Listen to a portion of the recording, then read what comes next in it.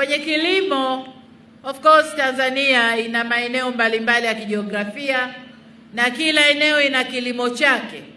Lakini kwa huku Kilimanjaro nizungumzie kahawa. Kwenye zao la kahawa na kwenye vyama vya ushirika tumefanya wonders ndugu zangu. Kahawa leo ambayo huko nyuma mikahawa ilikatwa na watu wakapanda nyanya na mambo mengine. Kahawa leo imetoka kilo shilingi 4,000 imekwenda mpaka ngapi wauzaji kahawa? Nadhani 12,000 11,500 kwa kilo. Lakini tumekuza na tumelea vyama vya ushirika. Ushirika ule uliokuwa chaka la wizi, chaka la kunyang'anya wakulima, leo ni ushirika unaosimamia wakulima. Kiasi kwamba tumeujenga ushirika leo, tunaamini ushirika kuachia ugawaji wa pembejeo za mbolea na pembejeo nyingine. Ushirika wanafanya hiyo kazi, wanagawa kwa wakulima wenzao.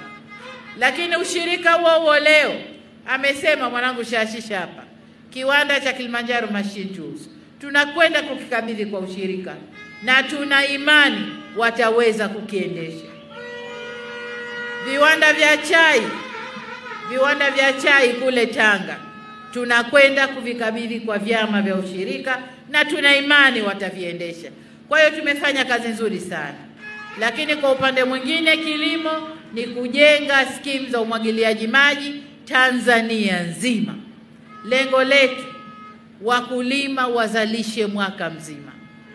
Sasa hivi ndugu zangu, hakuna mazao ya biashara wala mazao ya chakula. Mazao ya biashara, kahawa, pamba, korosho, nini ni biashara, lakini pia mazao ya chakula, mahindi, mpunga, mbaazi, nini vyote ni biashara. Ile azma yetu ya kilimo biashara inakwenda kutimia. Kilimo chochote utakachokilima, hicho ni kilimo biashara.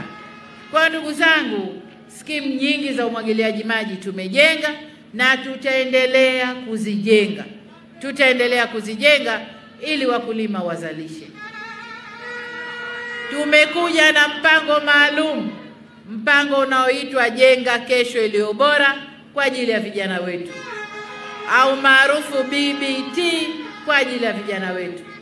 Na BBT tumeiweka kwenye kilimo, tumeiweka kwenye uvuvi, tumeweka kwenye mifugo, kote tumeweka BBT ili vijana tuwatengee mashamba, wafuge, walime, lakini wafanye mambo mengine, wavue. Tunafanya hayo yote.